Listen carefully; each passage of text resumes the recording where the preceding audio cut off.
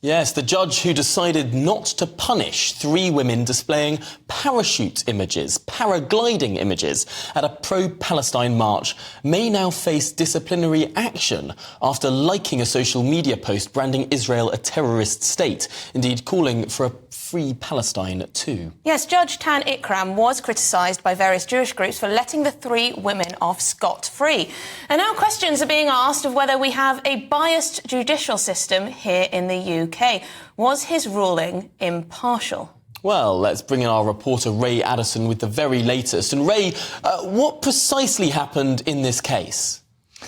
Well, this was the case of 3 women, Heba Al-Hayek, Pauline Ankunda and Nomutu Teo, who had all attended a pro-Palestine rally 7 days after that horrific attack by Hamas on Israel. Now, the women had on or about their person images of what were described as paragliders, but what the defence argued in court were actually parachutes. 2 of the women had them sellotaped to their backs, and the 3rd woman had it on a placard. Now, the prosecution, their case, they needed to prove that by displaying that article, it would arouse reasonable suspicion in the reasonable person that they were supporters of a banned organisation, in this case, Hamas. And obviously, in this case, the judge found that there was, the reasonable person would have assumed that those images were of Hamas. And that is where it gets very, very interesting, Ray, because this is, yes, these 3 individuals were found to have breached that anti-terror law. They were found to have been displaying images in support of Hamas, who, of course, famously paraglided into that music festival and shooting from the sky murdered innocent civilians in Israel. But then there came the sentencing, and many people raised an eyebrow that there was almost sort of no punishment beyond a criminal record here. Well, it's interesting because in finding that the reasonable person may have believed that those images were representation of support for Hamas or a banned organisation, it didn't necessarily mean, and it didn't have to be proven, that the women thought that those images or wanted those images to represent Hamas. So it's a kind of a weird element within the law. You could arguably go wearing something which somebody thought was a declaration of support without it actually ever having been your intention to support them.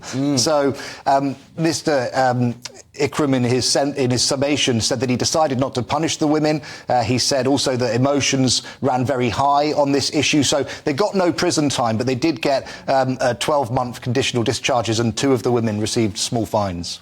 Now, Ray, the former Home Secretary has called for a review of this ruling, and this is, of course, after it was revealed that the judge in question had liked social media that had likened Israel, well, called Israel a terrorist, and also free Palestine. The suggestion is that he was impartial when it came to this, and that it needs to be escalated higher and someone else needs to make a decision.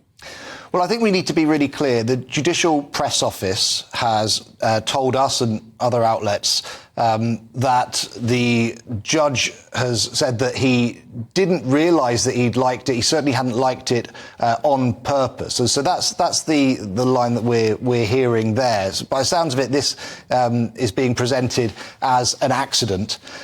We have heard, as you said, from former Home Secretary Suella Braverman. She described this as utterly shocking. To quote her tweet, that a member of the judiciary may have behaved in this way, especially, she says, with anti-Semitism at an all-time high. Judges must be impartial and beyond reproach. She's calling for the sentence now to be reviewed. The campaign against anti-Semitism as well is calling for various judicial organisations to look into this and potentially review this case as well. But Judge Ikram being clear through the Judicial Press Office that he did not intentionally like that post. No, it's a classic line. Often we hear that from politicians who found to like things, but judges is a new one. Ray Addison, thank you very much for bringing us the very latest. Yes, and I read that he's removed his LinkedIn account, deleted it or suspended it for now. That's very often what very innocent people do. Let's bring in the lawyer and legal affairs commentator Joshua Rosenberg, KC. Thank you so much for joining us here.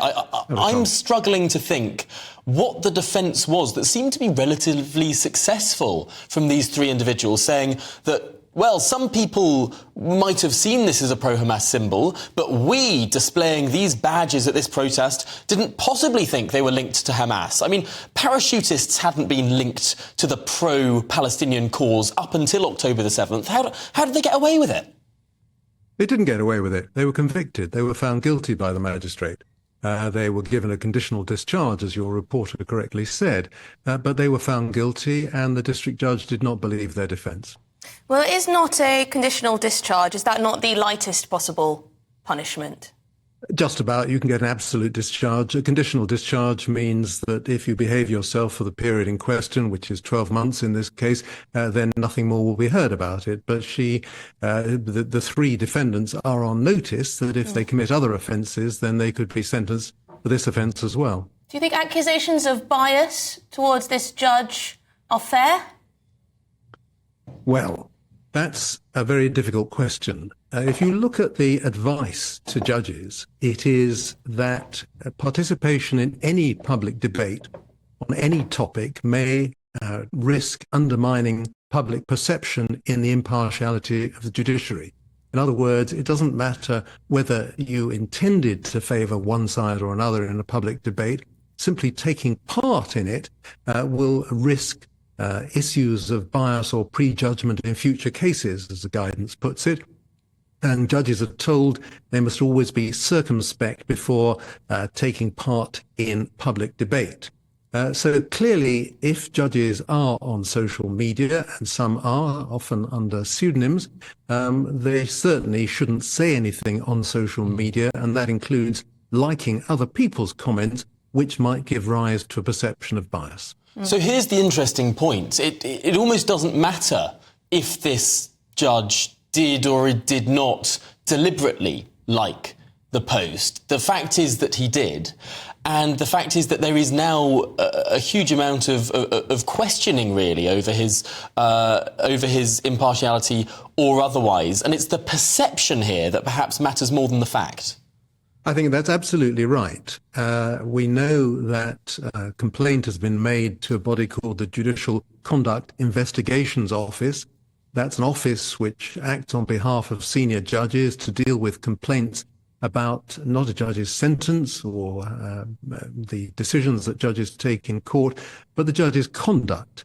And it's clear from the publication made by this office that it can investigate misusing social media, including content that could damage public confidence in judicial impartiality.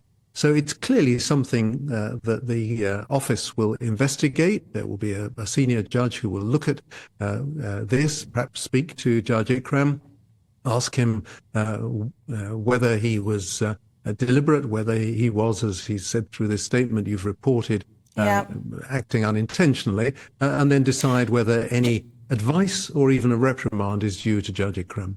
Just lastly, Joshua, there were, of course, accusations of potential bias or people questioning why he was lenient on these three women because of previous cases where he's ruled in a much harsher way. For example, he jailed a police constable for 20 weeks for sharing racist WhatsApp memes mocking George Floyd.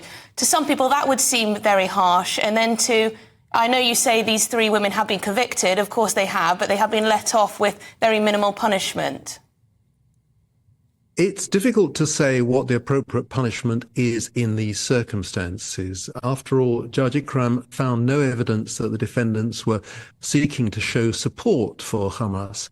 They did what they did, and this is an offence. It's a fairly new offence in the sense that people are not completely aware of it. Sometimes it's appropriate the first time an offence is charged or the first time in a high-profile case not to give somebody too severe a sentence. It could have been a heavier fine, of course. I don't think that people really want the prisons to be full of people who take part in demonstrations such as this. It's very difficult to say that this was the wrong sentence. Maybe in a future case, a heavier sentence will be passed. Yeah, I think the thing is people just want to know that it's consistent, fair and unbiased. Thank you very much. But also, I think people are baffled that the judge didn't find that there was any seeking to show support for Hamas. I mean, that's something he heard the evidence. We didn't. People can obviously argue about it, but that's what the judge said. Well, Joshua Rosenberg, KC, thank you very much for your expert analysis here. Really appreciate it. Yes, interesting. I'm not convinced. I just find it utterly baffling. What I would like to sort of read what the full judgment is, because the act of parachuting or paragliding had until October the 7th not been associated in any way, shape or form with the pro-Palestinian movement. Not a single march did someone wave a banner showing a parachutist or a paraglider.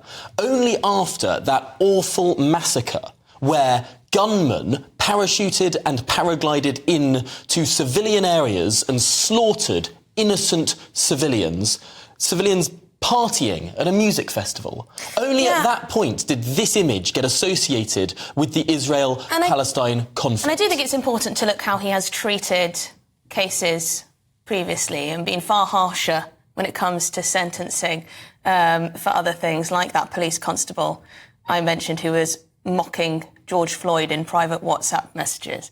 So, whether these judges are always impartial, good question.